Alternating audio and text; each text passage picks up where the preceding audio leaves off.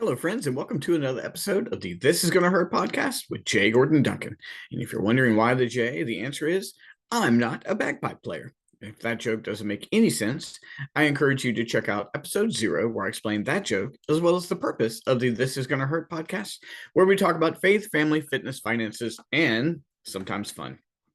Well, friends, again, thank you so much for returning to the podcast, and thank you so much for last week's response. Last week, took a break from so much of the business talk and talked a little bit about family and had a conversation with several of you online about just lessons I'm learning as I parent adult children, and talked about how things change and things like you don't stop worrying. Your worrying just becomes very different.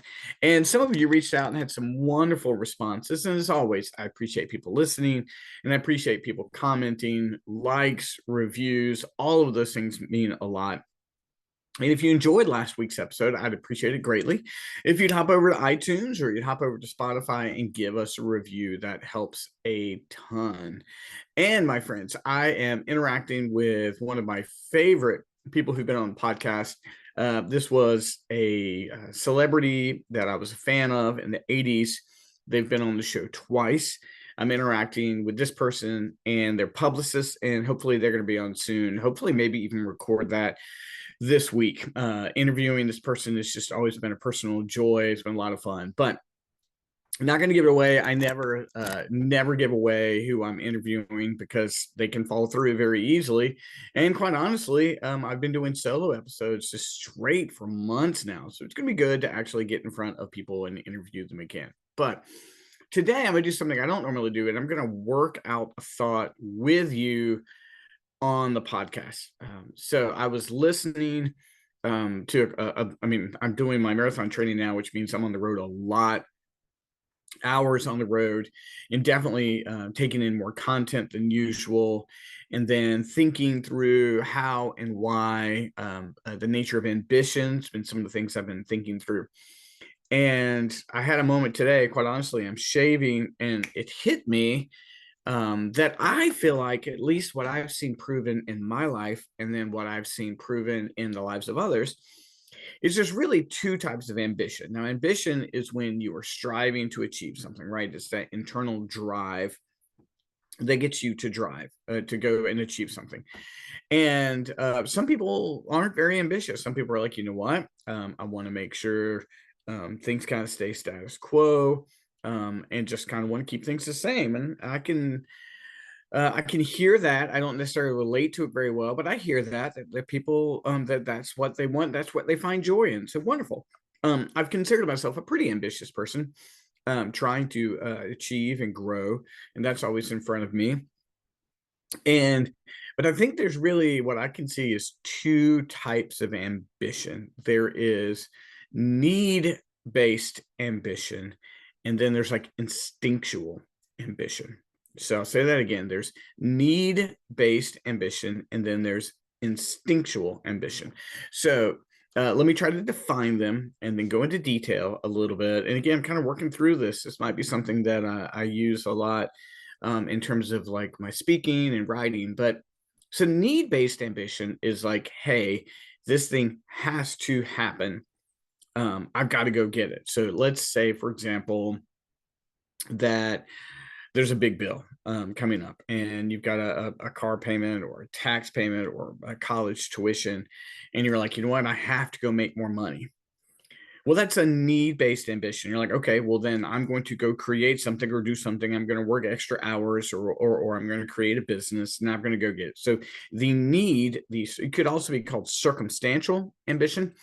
That might be a little bit better, but need-based circumstantial ambition is when you strive and you achieve more because there's something in front of you that's requiring it. Let me take a sip here. But then there's also instinctual ambition. Now, instinctual ambition is when you're driven to grow and driven to achieve just because inherently that's who you are. So many of the great entrepreneurs and business people just seem to have a drive. always looking, always growing, always just like, what is the next thing? What's the next thing, right? But then there's also some that saw a need, had it met. You know, a lot of times when we're watching Shark Tank and they're like, how'd you come up with this idea? And they're like, well, I saw this need, it had to be met, and so I met it. And and so but you see the difference. There's like this instinctual ambition, like constantly driving, constantly trying to grow, and then there's need-based or circumstantial ambition. So I'll give you my best example for me. So for me, I think I've always been driven. I think part of that comes from being a short dude who got injured a lot, picked on. I've got some pretty awful bullying stories, which I really haven't shared a ton of. And so maybe that was part of it, or maybe it was being the youngest of five, or maybe it was growing up pretty poor. And that just kind of wove into me, like, you've got to grow, you've got to go do this, you've got to achieve. And then moving into planting a couple of churches and starting businesses, there's an instinctual drive in me, and I'm trying my best not to place one as higher than the other. It's just what I have. Now there are times where and so for example, I think my running is just instinctual. Like, I want to achieve, it's just something within me. However, when I was injured with the insertional hamstring tendonitis at the end of last year, beginning of this year, coming back from that was need based. Like, what do I need to do differently? And so all of a sudden I'm doing things I don't really enjoy doing, like types of exercises and types of workouts. Those things aren't things I enjoy, but it was need based. And then I've gone through that. So now I'm back to what would normally be my normal ambitious drive when I'm trying to get ready for the November marathon. I think what's important here is to understand yourself. What are you? Do you think you're just instinctually, naturally ambitious?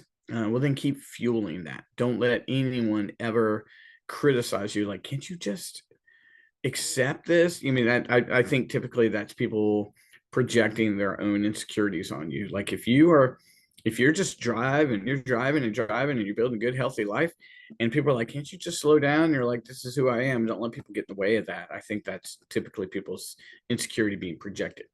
But there are times where there's a circumstantial or need-based ambition where we got to just kick it up. Like, something has to happen.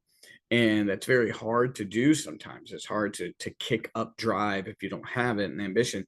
But I think what's necessary there is to clearly quantify goals and to put accountabilities and changes of life in place, remove obstacles.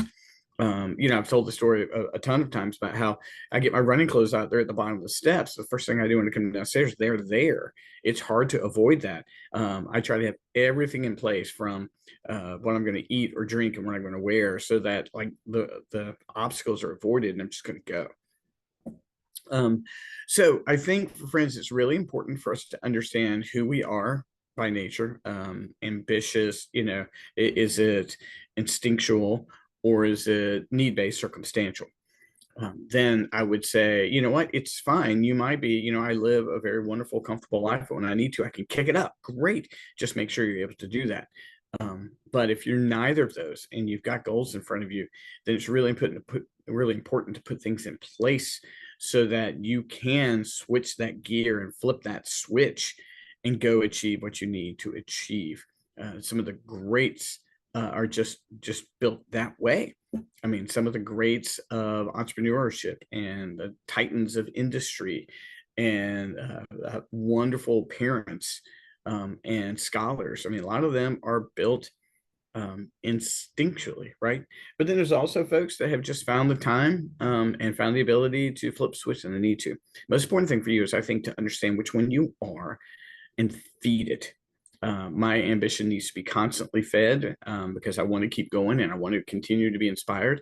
But then there's times where, like I said, with my injury, I had to do something different. So then I had to go get the feeding for that. I had to start listening to different podcasts, reading different things, learning different disciplines. Whatever the case may be, my friends, make sure that when you need to be ambitious, you are able to be ambitious. And when another level is required, whether it be by instinct or circumstance, you're able to hit it. So look forward to hearing what you have to say about this episode. Purely thinking through my thoughts on the podcast here. Look forward to your feedback. And my friends, hopefully I'll get that interview soon and we'll have a new guest on here. So guys, I'll talk to you soon. Let me know if you made it to the end of the episode. We'll talk soon.